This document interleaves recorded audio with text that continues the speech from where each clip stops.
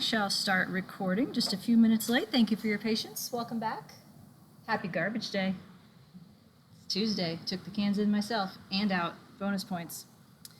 First thing we have to talk about today is your first formative assessment. And I'm going to ask the TAs to lead that discussion. So I have the camera turned back on so you can see, make sure you're in the frame. Right. Yes, so different heights, problematic in terms of camera angle. So I will turn things over. Right. Vladimir's much taller than I am, so Yeah, I feel like it's more of an issue for Yeah. him. That happened in other class too. Can I have a slide behind? Which slide? Like 11. For, Lecture 3. okay, yeah, lecture 3 is up. And I Okay. think Nikki has one of them up open right Yes. now. So if you move over to the other window, you should be Oh. So this is Awesome. mine. This is 4. Yeah, you can go first or then. Do you, Lisa? I'm not seeing 3. You're not seeing 3. Okay, it's in there somewhere. So Is it they're here? up. Yeah, they're up here, and then you have to drag it over there if it's not over there. So it should be that one. That's 4. Yeah. Oh, I thought I had 3 up. My bad. Okay, I didn't want to make sure I wasn't Nope. missing anything. Okay, Zoomers are saying some folks can't hear. It looks like if most of them can, then that probably points to a local disconnection. Oh, nope, hang on. Wake up. There we go. There's your lecture 3. And we'll go back to, do you want this? Or do you Yeah, want we'll lecture? start on. Start that? Yeah. Okay. Yep, with the Then I formative can assessment. All right. There we go. Thank you. Great. All right. I am excited to lead the first 2 questions of the first formative assessment for longitudinal multi-level modeling. And the first 2 questions ask about terminology to kind of get us familiar and reinforce some concepts, because longitudinal modeling has existed in multiple disciplines. So unfortunately, there's a whole slew of terms to describe things, but you all did a good job naming a lot of them. So the first question is list all the terms you can think of that go with the idea of a level 2 in longitudinal design. Who feels confident that they might have a term that refers to this idea?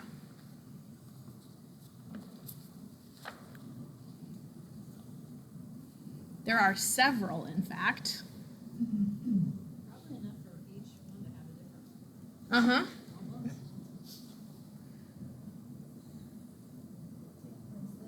Between person, yay, ding, ding, ding, ding, ding, excellent. So in longitudinal modeling, we have folks or units of some kind that are repeatedly sampled, and so in this context, our level 2, between person is one idea to talk about level 2, excellent. What else? A random effect, okay, that's also an important component of longitudinal designs, because we're trying to differentiate sources of variation across, right now, just 2 levels. So we're going to have this higher level, level 2, we're going to have this lower level. In order to have random effects, you have to have an additional level. So that is kind of a byproduct, absolutely. We'll circle back to random effects a little bit more. Kendall. Inter, yes. So this is the difference here with INTER. Again, this is between people. Excellent, excellent. I think there's one more on the slide, and maybe another one in my notes. Person specific. I would take person specific because we're talking about people at level 2, and then we have occasions nested in 1. Absolutely. But in different designs, person specific might be different. I'm talking about clustered specifically. So.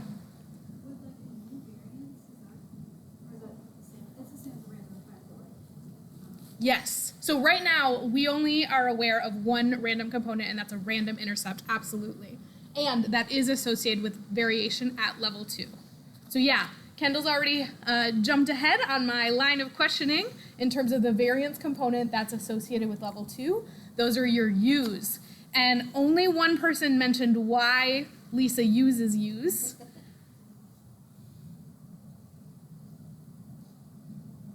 Do you want to say it? It's because it's easiest to draw in all the mediums. Yes, it's easiest to draw. Yeah, so use level 2, excellent. Okay, just referencing my notes. I can too, yeah.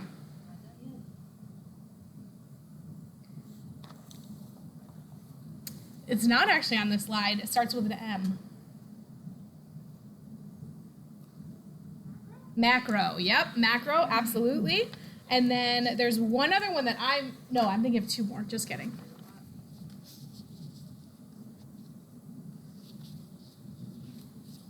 One is on the slide.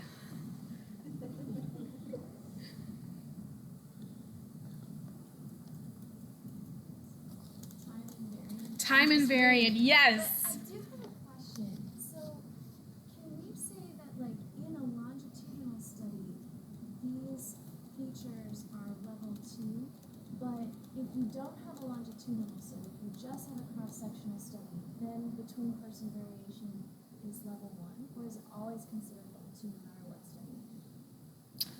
I think it would be considered level 1, and that's the challenge with longitudinal modeling is that you have reasons why people differ that are both level 1 and level 2 factors, and we're trying to tease those apart. So if you only had a cross-sectional design, we'd only have one source of variation. We couldn't figure out like what's due to person differences versus what's due to like time specifics. Would you add anything to that? Yeah, I'd say the default is level 1. Like, and the question is what other levels do you have, and do they come in above or below based on your sampling design? So what the level is entirely study specific. Where is In terms of how you think about what your nesting sources are. No, I got it. It took me a minute, but Bladimir helped me. Yes. Okay. Excellent. So time invariant, yes, because we're dealing with time. Can I go sit on your computer? Yeah, absolutely. Do you want me to give me host duties? Yeah.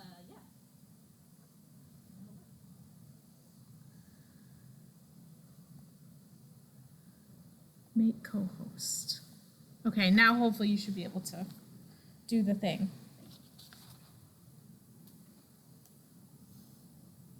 Okay, so then the last one I have is C on my list.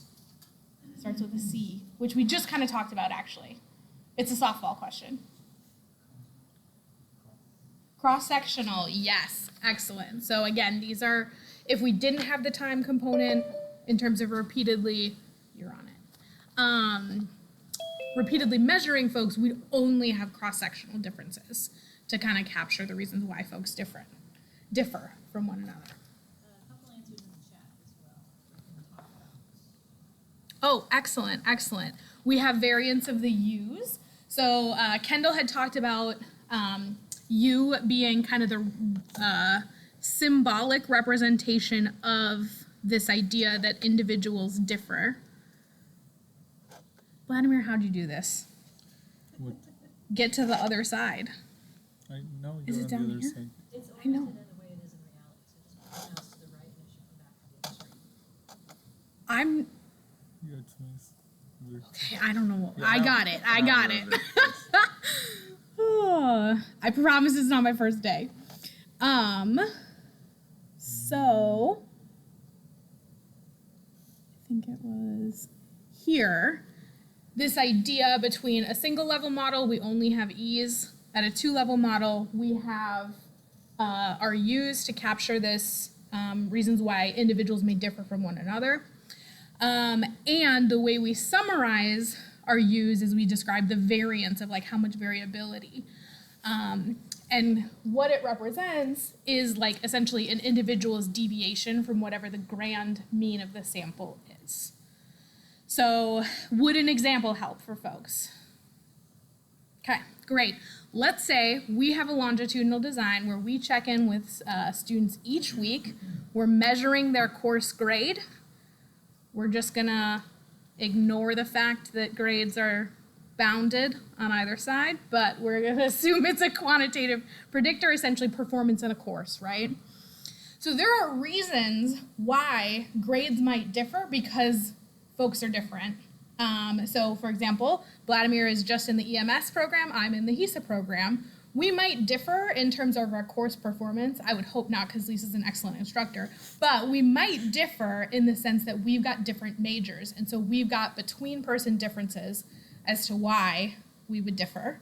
We also might differ in things that vary across the semester, such as attending courses or how much we study or different things like that. And those things could also be related to those differences in major. And so the idea with a U is we're trying to partition part of our variance into why folks differ that are at level 2. Any questions? Great. Is person-specific mean differences related to level 2 design? I would say mean differences at the person level would be level 2. Again, because we're in this longitudinal context where our level 2 are people and occasions are nested within people. More broadly, if we were thinking like cluster design where we had students nested inside classrooms, we could talk about classroom-specific mean differences being level 2. So it's always important to kind of connect it back to whatever you're talking about in terms of your unit of analysis. Brandy also put in here this idea of a fixed intercept, which I really appreciate it. The idea here, I'm just going to scroll down theoretically, a few more slides where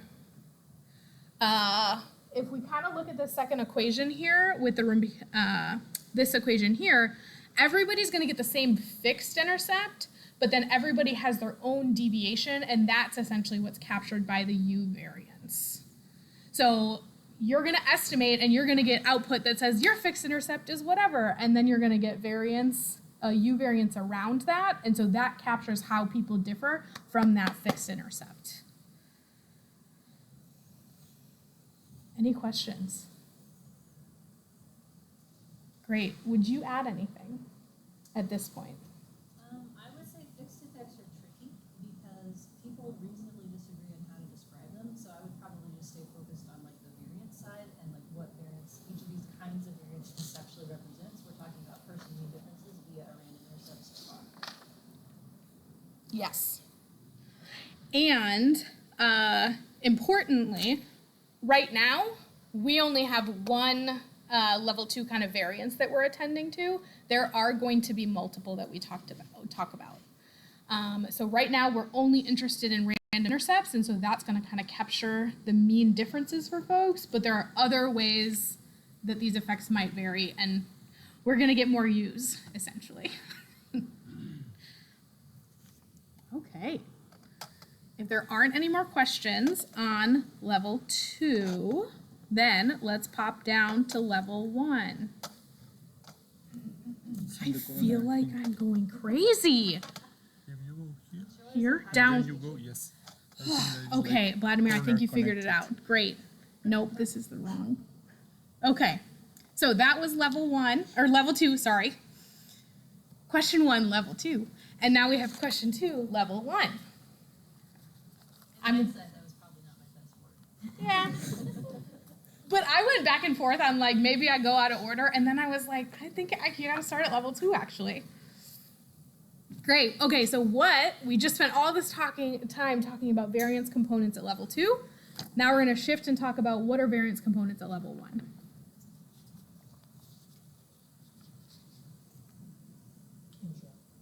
Intra. Yeah, so a key difference here is the INTRA. So this is talking about like how occasions from me differ from one another. Absolutely. Intra. Great. Repeated measure. Yep. Again, we're kind of talking about these multiple occasions nested in within somebody. Yep. Residual variance. There you go. Coming in clutch. So we were talking about U's in the previous one. Now we're talking about our E's. And E's are both person and time specific in terms of they have different subscripts. So I'm going to hop back. I did it on the first try this time. I'm so proud of myself.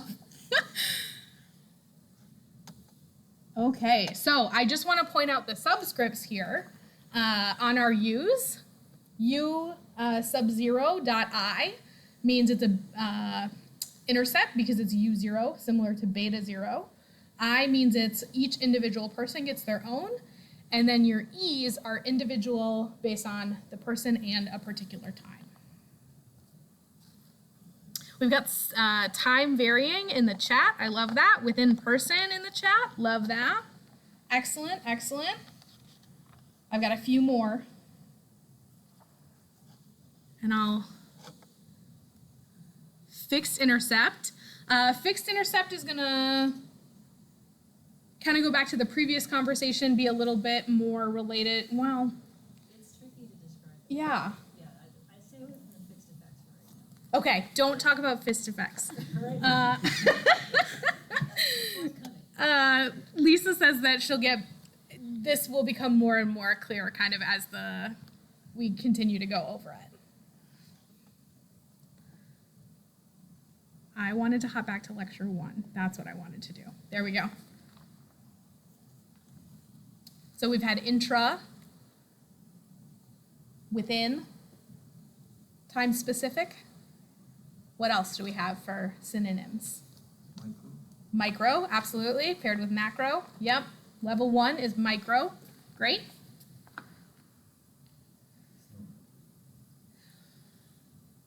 Slopes are so tricky. Fixed intercepts are tricky, slopes are tricky.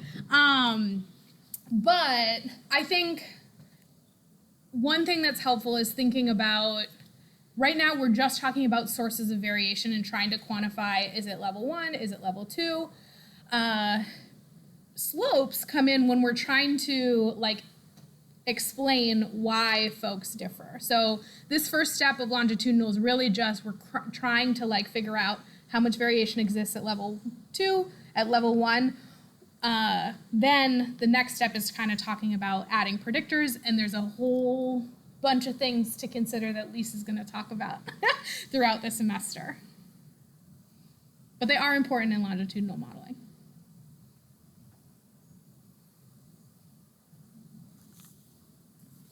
I've got 2 more at least. One of them's on the slide.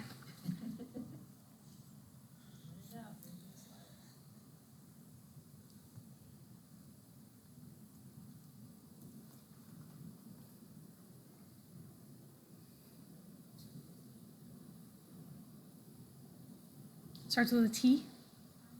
Time varying, yes. So time invariant characteristics versus time varying characteristics.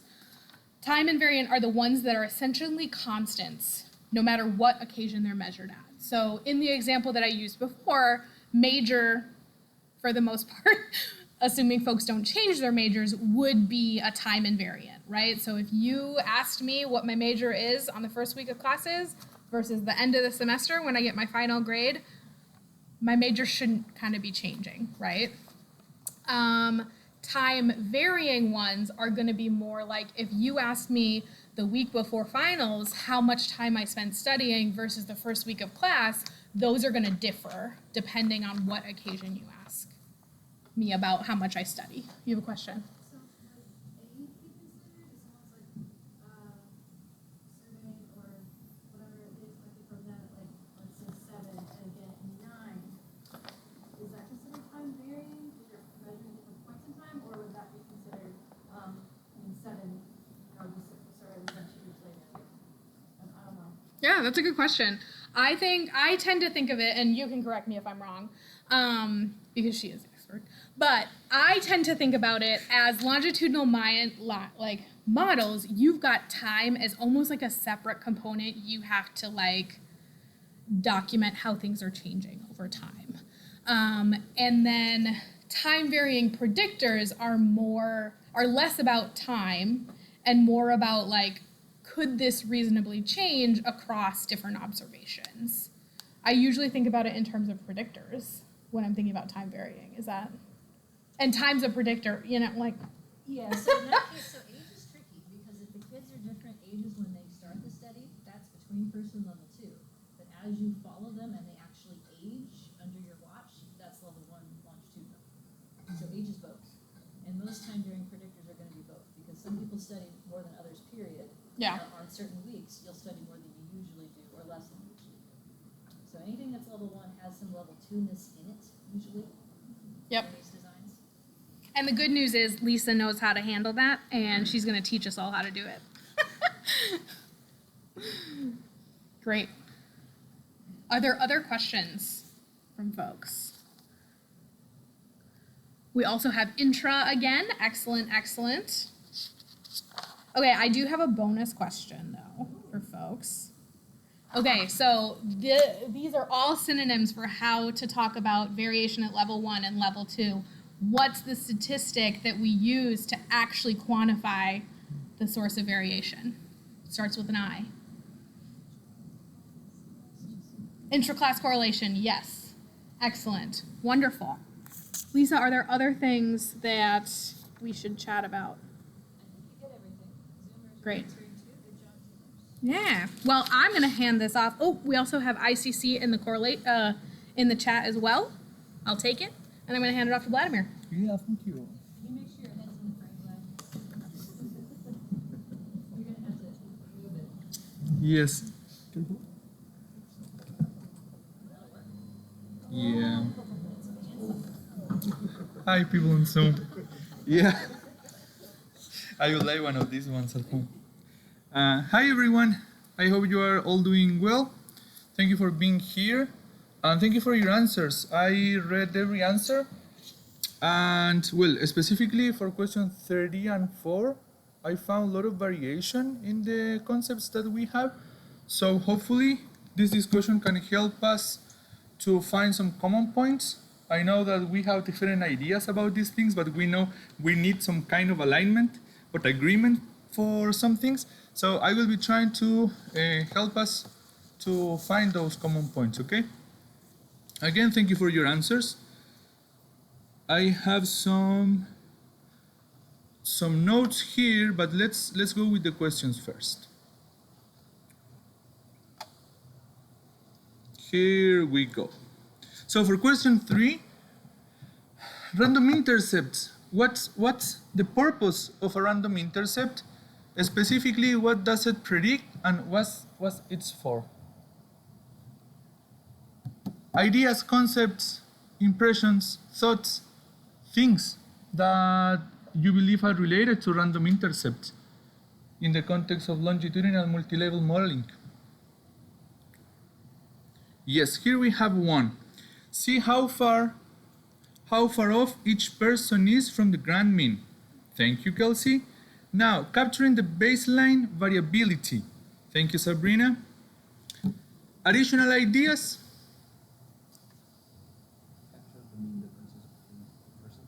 Capture mean difference between persons. To partition the sources of variance in the data that are due to the time variant. Yes, related to the idea of different sources of variance. Anything else? So, for example, I think that to discuss this, the things that you said were great. Thank you. Because all of them are related to this picture, right?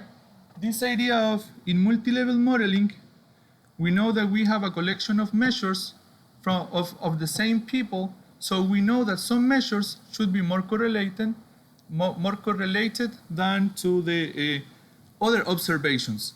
Now, for example, if you look here, let's assume that this is a person, so we have 4 measures for that person. We know that this red line would be the grand mean, right? So if we would be working with a regular linear regression, this is what we would use as a general reference for the mean or the grand mean or the fixed intercept in our model. However, given that in longitudinal models we know that we have some person dependency, we know that between people there are differences, as we were discussing in question 1.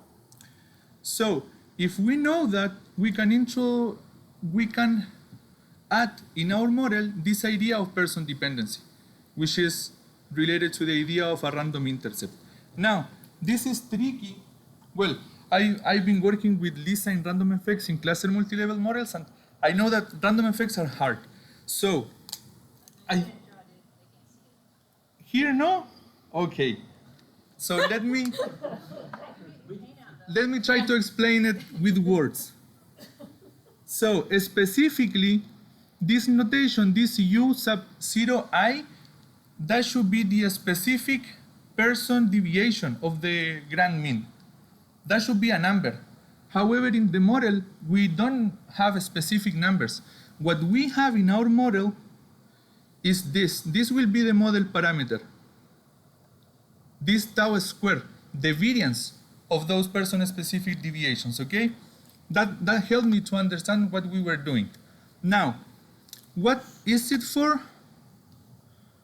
I read some answers and some of you mentioned this, which I think is important. With random intercepts, what we are predicting is a pattern of constant correlation between measures of the same person, which is this symbol here. So now, let's assume that we have 3 measures for each person, right? We are assuming that the relationship between those 3 measures are in part due to person mean differences. So that's the role of the random intercept in our model. And here we are assuming that the pattern is constant. However, now in the semester we will see that once we add random slopes, this will be different. And even if we show different R matrices, we will have different patterns. But right now, random intercepts are related to a pattern of constant correlation for the outcomes of the same person, okay? What's the reason? Person mean differences, right? Now, what is it for? Why do we need a random intercept in our models? We have mentioned this indirectly. Why the random intercept is needed? Yes, they are, of course. So, what do we have in our outcomes? For example, compared to a regular linear regression, what's the key difference between a regular linear regression and the longitudinal study? Improve the model fit. That's one, yes, that can be, but what's the key difference between a regular linear regression and a longitudinal study?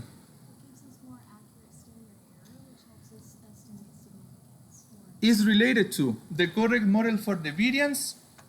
We have better estimation of the standard errors. But I'm looking for one concept.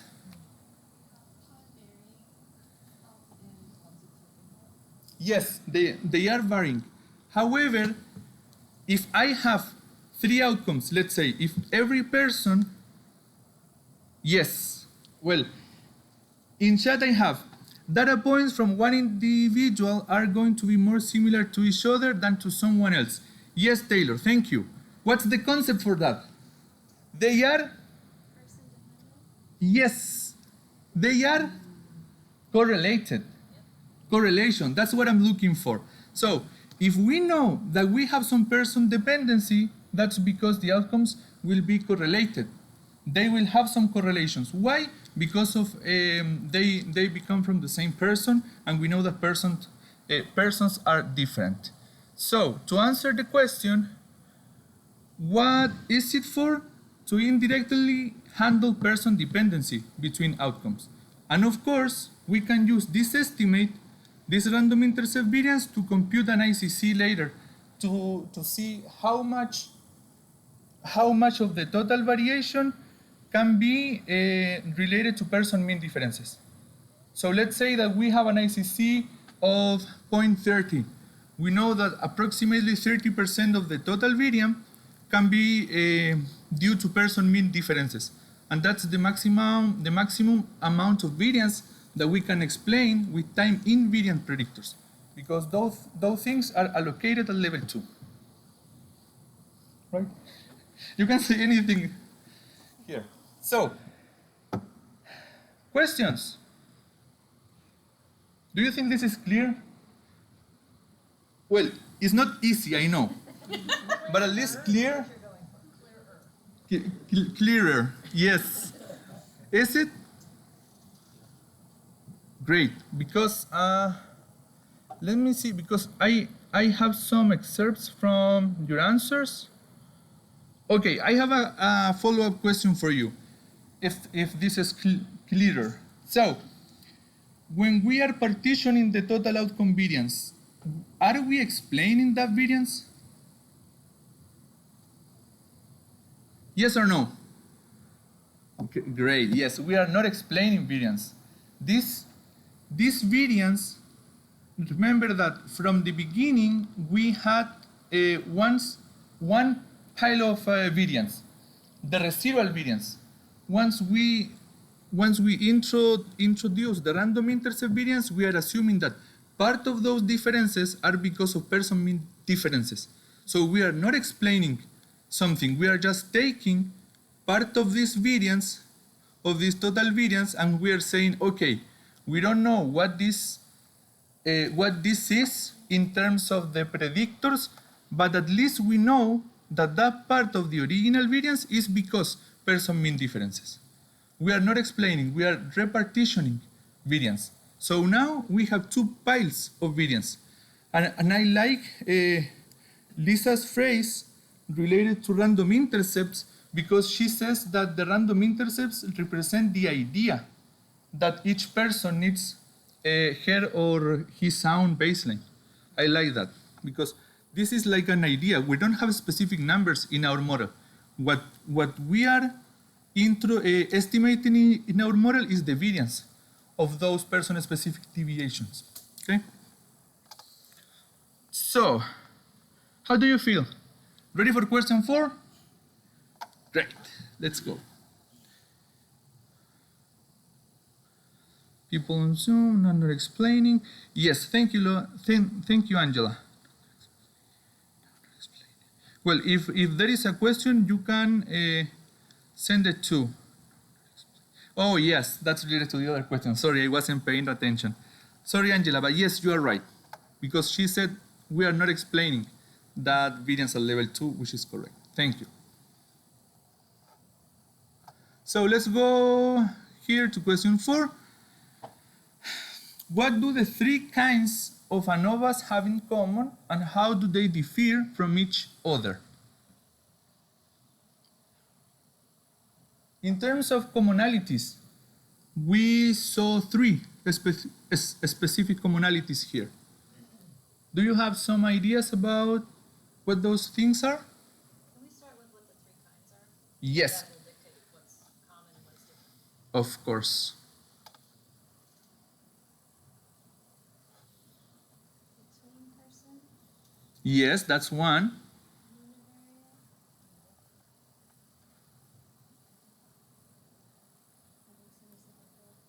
Yes, here we are. Feel free to read this part. So, these are the 3 different type of ANOVA models we are discussing here. In the answers, I found that some students were mentioning the one-way ANOVA, two-way ANOVA, and repeated measures. Yes, they are type of ANOVA models, but we are not covering those in this context. Here, we have been assuming that what we have is one-way ANOVA, because right now we have introduced only one predictor in our model, which is time. Okay? So, about commonalities, 3 key things. Regardless of the ANOVA model that you choose, there are 3 things that are common. Yes? Yes. No missing data. Why? Why we cannot have missing data? The estimation method will perform listwise deletion. Why? Because of least squares, OLS, ordinary least squares. But that's when we use OLS. And when we talk about these specific ANOVA models, we are assuming, or people assume, that you are using OLS in your model. But that's not the case when you use some kind of likelihood estimation method, maximum likelihood or restricted maximum likelihood. With those estimation methods, we can have missing data in our models. Someone in the chat says they all require a continuous dependent variable. Yes, that's true. Continuous. That's the term that we use here because they are not completely normally distributed, but we assume that they are because the residuals will be normally distributed. That's one of the assumptions in the regression models, linear regression models. Other is assess how much of the total variation in the data can be attributed to different sources. Oh, careful. Careful with that. Because yes, it is. Two of them, in two of them, we can do that. We can have some partitioning of variance. However, what happened in the between person, in the between groups ANOVA? What do you see here? In this R matrix specifically, what do you see? Oh, yes? Yes, yes. And what about the covariances or correlation between residuals? Nothing, right? So we are not partitioning nothing here. We are assuming that all the differences are because of between person differences. Yes? That can be related to level 2 in longitudinal multi-level models, but in this context, this means that we have just one source of variance. Okay? So that's one thing. What are the other two things?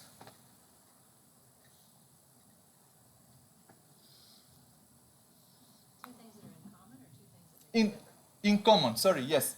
Because we already have one, I think. Missing occasions. We cannot include missing data because the estimation method applies list-wide deletion.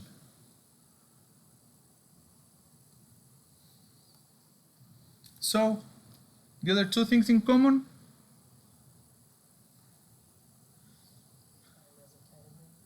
Yes, yes. Time is used as a categorical variable, as a discrete variable, and must be balanced. And that also means that we are saturating the model. Saturating the model for time means that we are including all of the possible time points and we are estimating all the possible time differences over time. Yep. Finally, what's the last one? We already have missing occasions, time as a categorical predictor, which is why this is one-way ANOVA. The last one is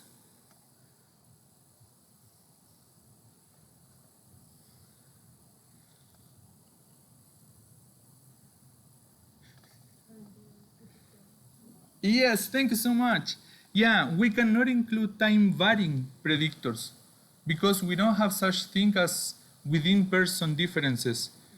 All what we are introducing in our model are these between group differences.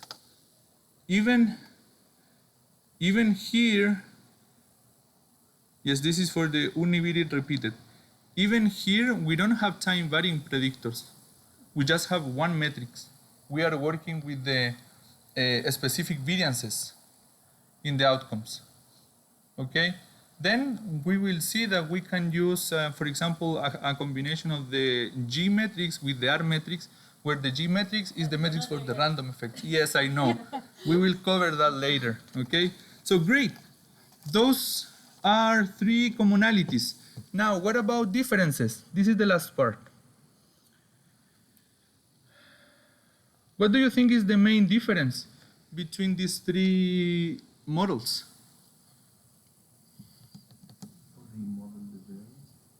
The model for the variance, yes, right. As simple as that at a first glance.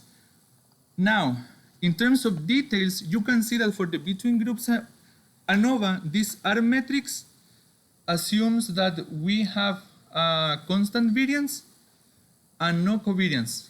So this is an independent structure. We are assuming that residuals are not correlated or variances are not correlated. Once we go to the univariate repeated measures model, we are assuming that there is something else. There is some kind of correlation across our variances due to groups mean difference in this case. correlation across occasions, not across variances. Yes, correlation across occasions, which is a constant pattern here. This is the compound symmetry R matrix. And finally, something that you mentioned, that this is not like a prediction, this is more like a description of the variances and covariances that we have in our data.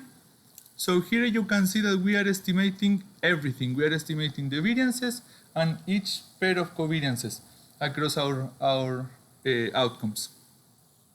So yes, that was the key difference, the model for the variance. So I think that we cover most of the things that I had here. Yep. Additional questions? How do you feel about this? Random intercepts, different kind of ANOVA models? Questions? Do you feel good? Great. Yes. How do you feel in terms of thumbs? What's your thumbness? Dumbness. Great, thank you so much. And remember that you can go to office hours just to talk, okay? We don't have assignments yet or homeworks, but yes, if there is something that you want to talk, just to chat, you can go there and we can talk about this and other things, okay? So thank you so much.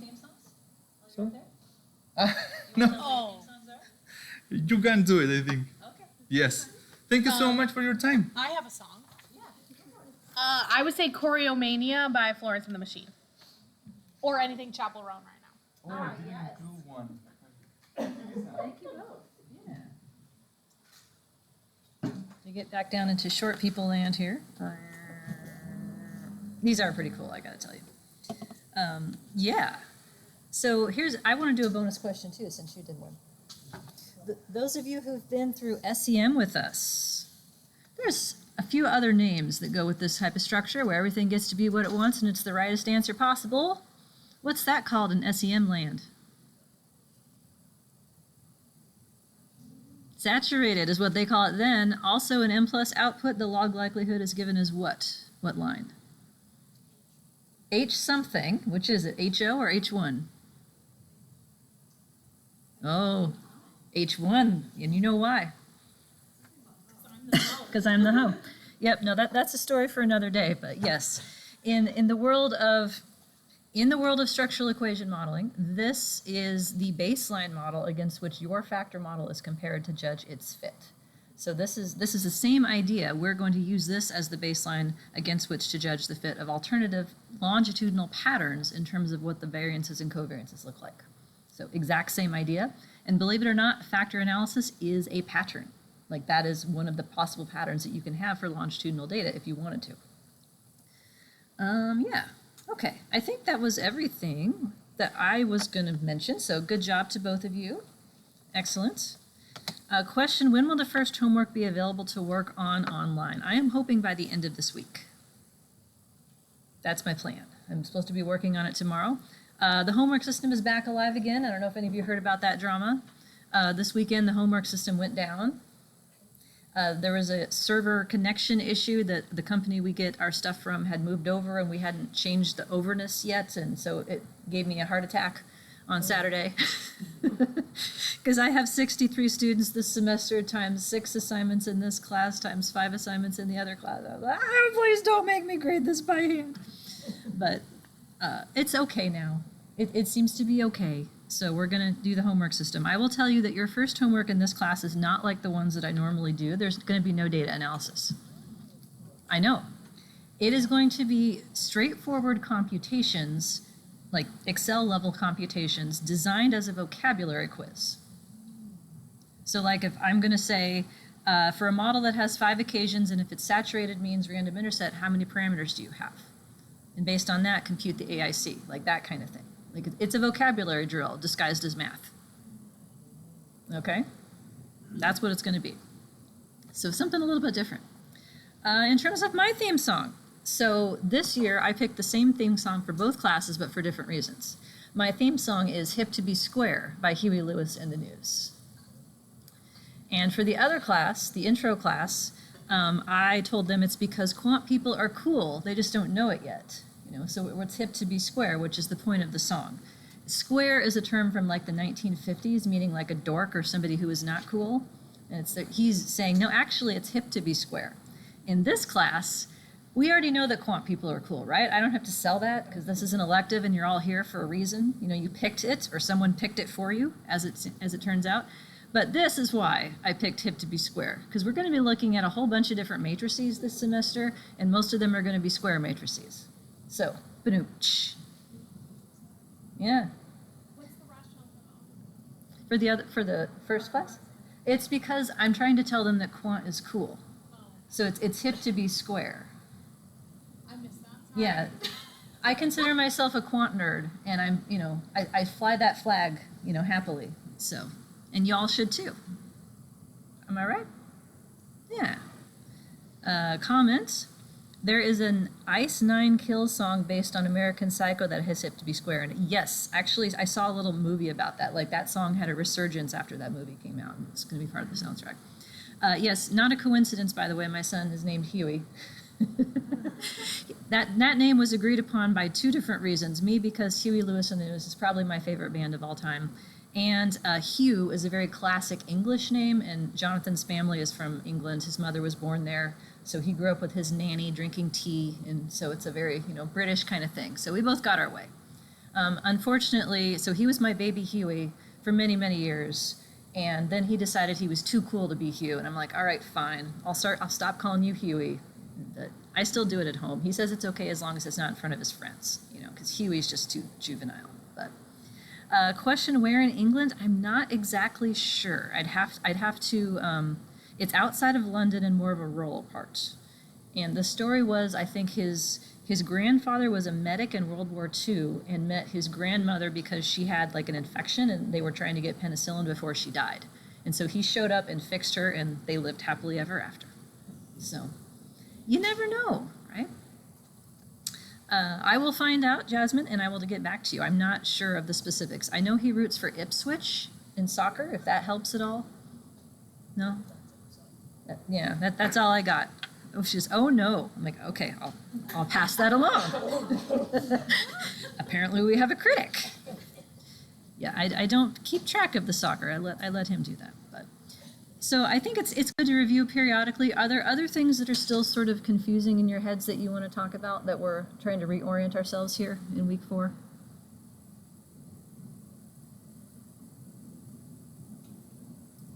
Not right now?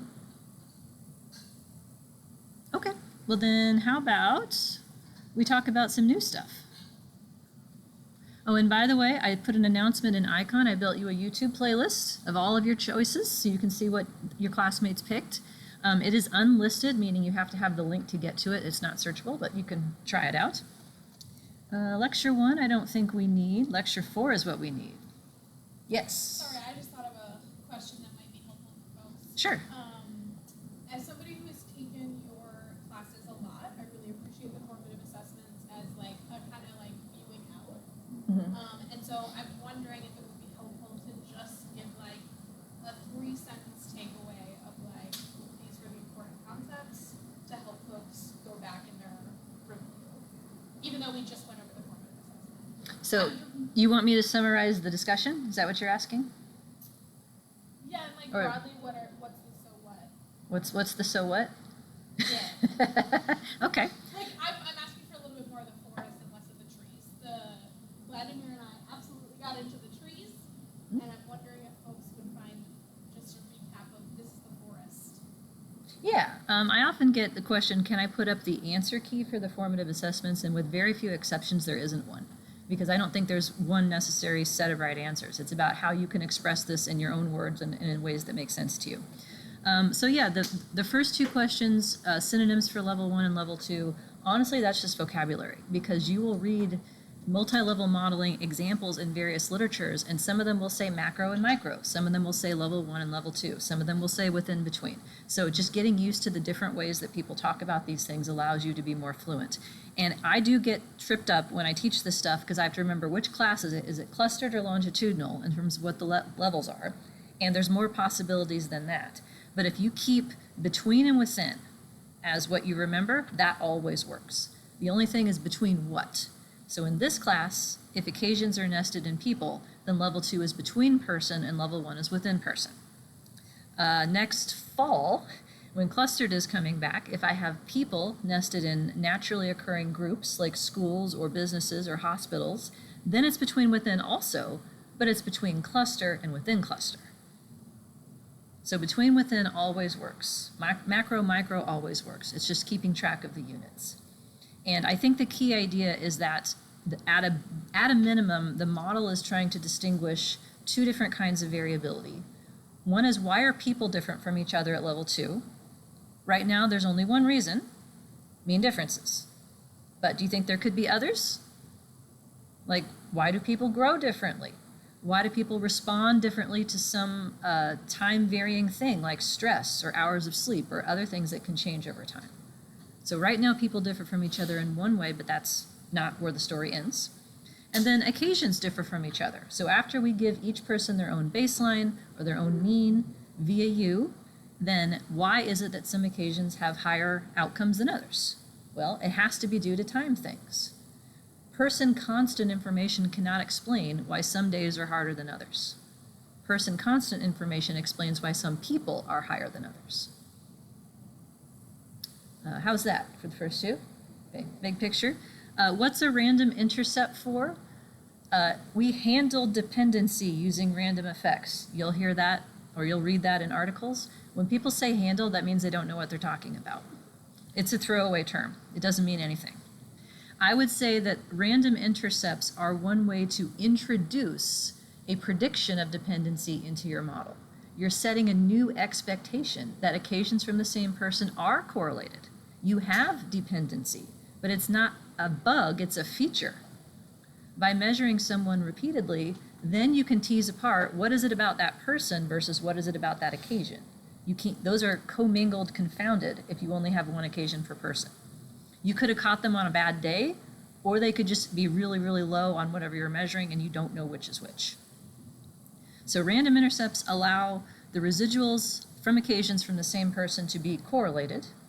Residuals from different people are still uncorrelated. But they do so in one particular pattern. So skipping ahead here, this pattern, compound symmetry pattern. They say, it doesn't matter which occasion it is, occasion 1 is just as correlated with occasion 2 as it is 3, as it is 4, as it is 5. So it's a constant correlation. The only way that that can happen is if there's only way people differ from each other in only one way. So it's a constant correlation due to person mean differences. That's what it's for.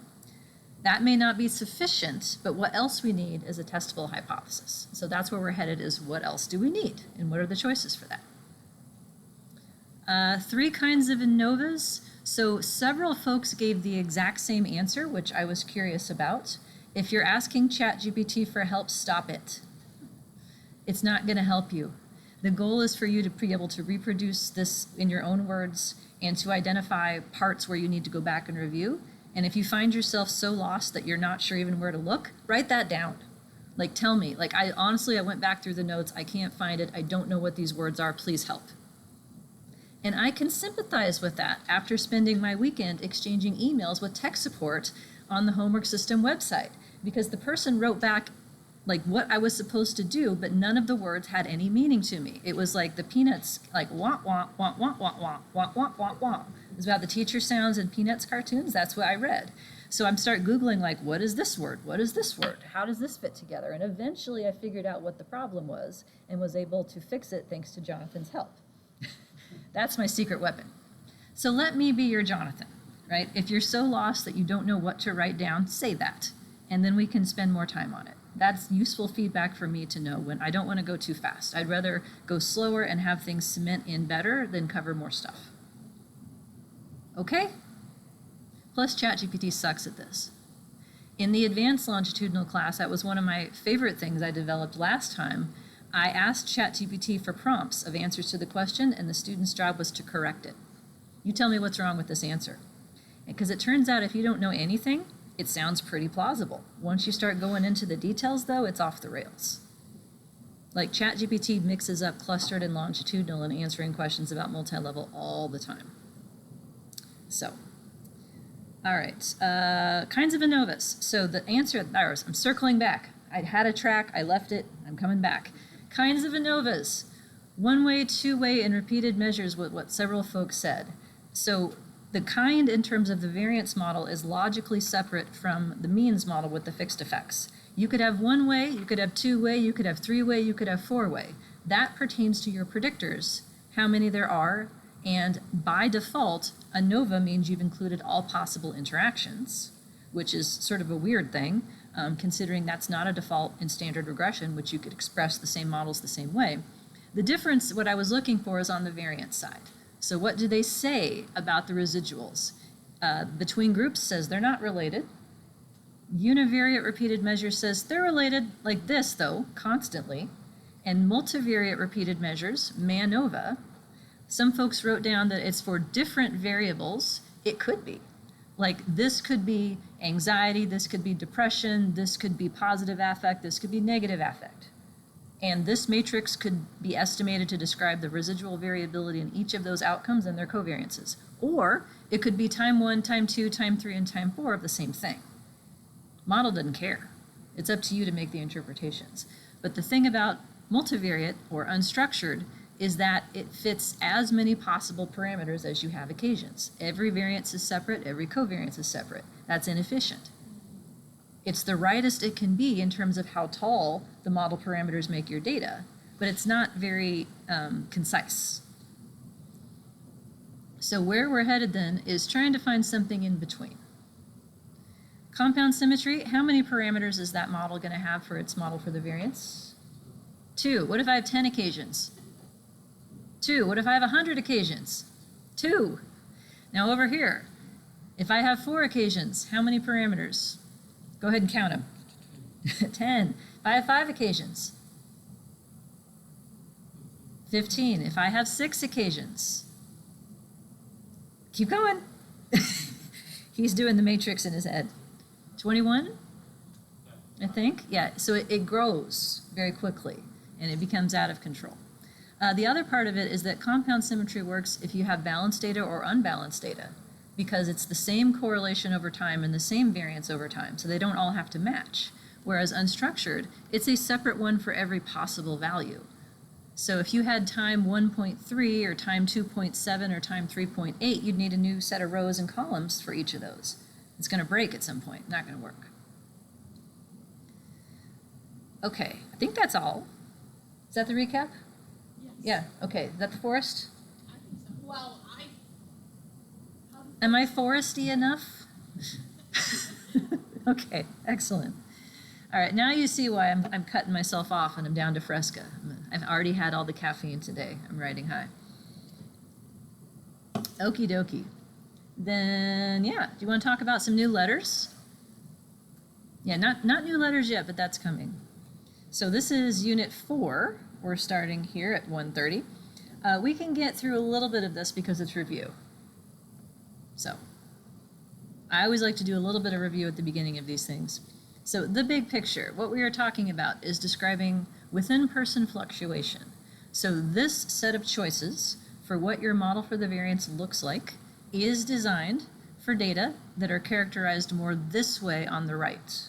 Within-person fluctuation, where time is just a way to get a lot of data per person, you're not expecting systematic change nor individual differences in change. So studies in which you ask someone 4 times a day, how stressed are you? How supported do you feel right now? How much did you sleep last night? Those kinds of studies where time is just a way to get data and not necessarily something systematic to be sampled.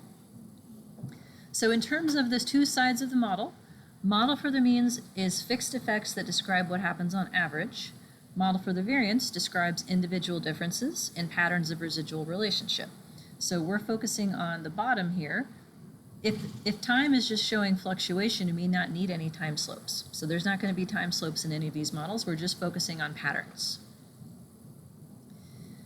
So the 2 endpoints, and I referred to this slide earlier, now you get to finally see it. If you think of a continuum, this is slide 3, from parsimony to good fit.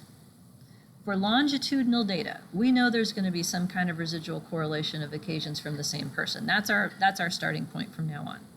The between groups ANOVA was really just a straw man to make the point that if you don't allow dependency, things go sideways. Question, if the computation power of the computer is unlimited, does that mean an unstructured model would be the best choice? From a perspective of fit log likelihood, yes, it will be the best choice. And if you have enough people to be able to estimate it, then that would be a reasonable thing. However, if unstructured is overkill, the more extra parameters you have, that can actually hurt your power because each term is going to be estimated less precisely than if you could share information across terms. So 2 things is easier to estimate than a lot of things. The question is, is 2 enough? And do you need this many? Or can you have somewhere in the middle where you have more than compound symmetry but fewer than everything possible? So we're playing Name That Structure. This, by the way, is a throwback to a TV show that I used to watch as a child that is back now. It was called Name That Tune when I was a child, and it is now called, I'm trying to think of it, I think it might still be called Name That Tune. It's Jane Krakowski hosts it. She was on 30 Rock and Ally McBeal. She's very hilarious. And Name That Tune is a game show where you hear songs and as quickly as possible you buzz in and name that tune, right? Fairly straightforward. But this analogy goes specifically to their end, like bonus round thing where they're competing against each other. And the host says some sort of clue about the song, and then someone says, I can name that song in 8 notes. Then I can name that song in 7 notes. And they keep going until it's like 1 note is the lowest. Well, if you think of that as an analogy, like compound symmetry is 2 notes. Unstructured is the whole damn song. So it's like, how much do you need to be able to name that tune, name that pattern? So here's one, for example. This Titanic of a hit will go on forever. Name that tune. I'd be like, 1 note. What is My Heart Will Go On by Celine Dion? Usually the clues are really obvious. And especially if they have professional sports players playing for charity, then it's super obvious. Like one of them was We Will Rock You. And I was like, are you kidding me? Like, who doesn't know that song? There has not been a sports arena on earth that hasn't played that song at some point. So, unacceptable, but I digress. Somewhere between 2 notes and the whole damn song. That's how many parameters we need. So the sets of choices that fall in between, one set is going to be random effects models. That's designed for studies in which change is the point.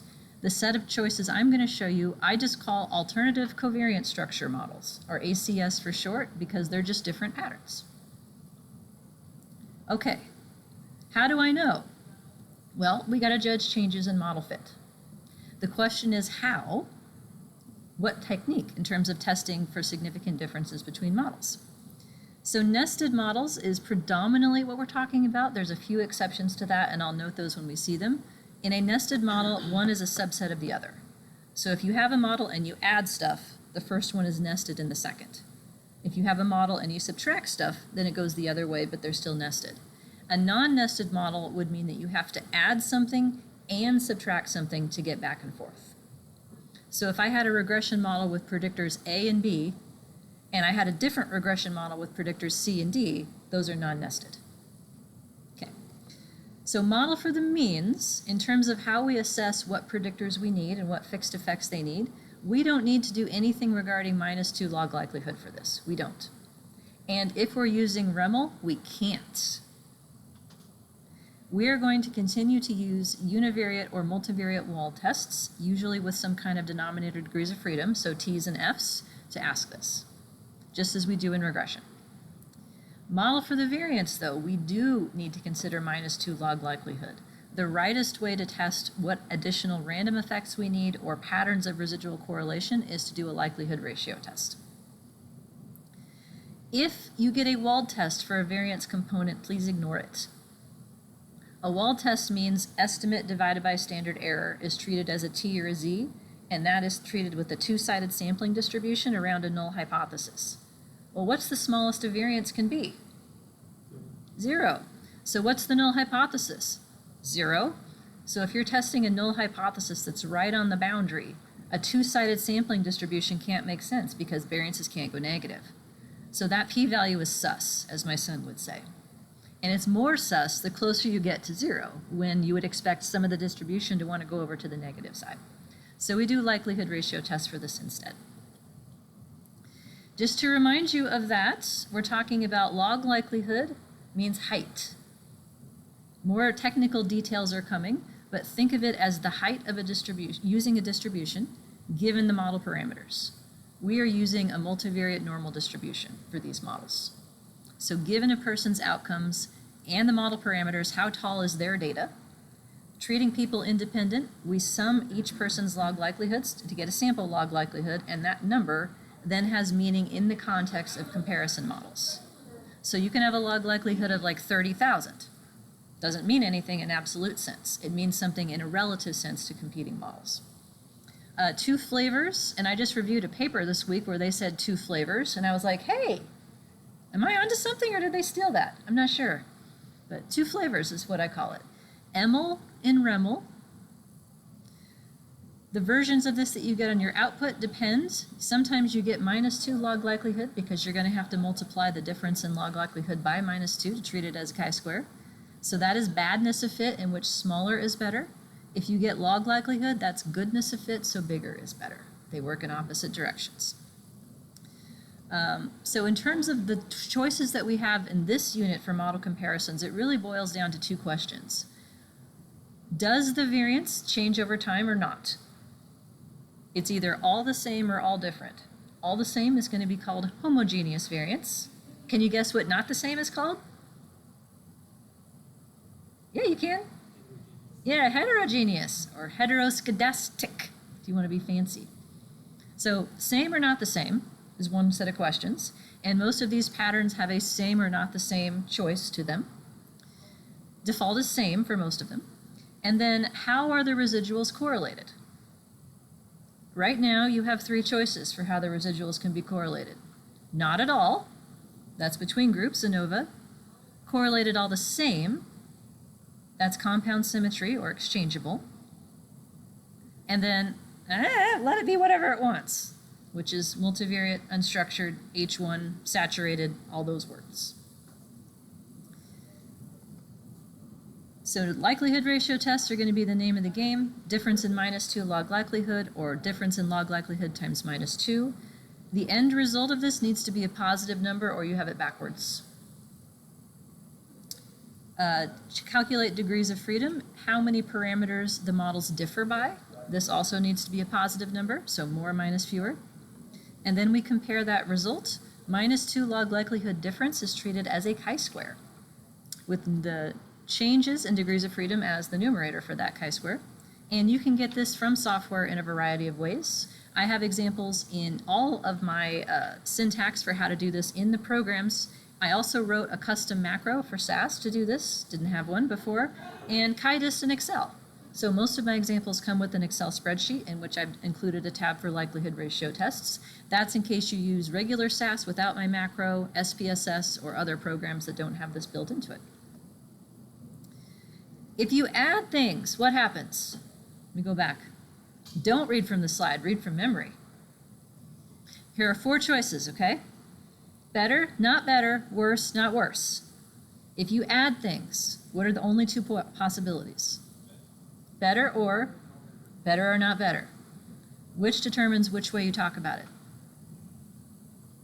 How do you know which one it is? Yeah, so if you're adding things to a model, your choices for how you talk about the result of that is it made the model better or not better. What determines which it is? The significance, yeah. So if you add things and the likelihood ratio test, your chi-square test, is significant, you made it better. Yay, you. If you added something and the result is not significant, it's not better. Now, I see this a lot, that people will say it fits worse. That is not true. Not better. Right? You can appreciate the distinction, right? Worse and not better are not the same thing.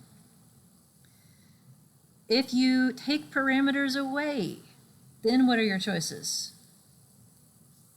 Worse or not worse, which determines what it is?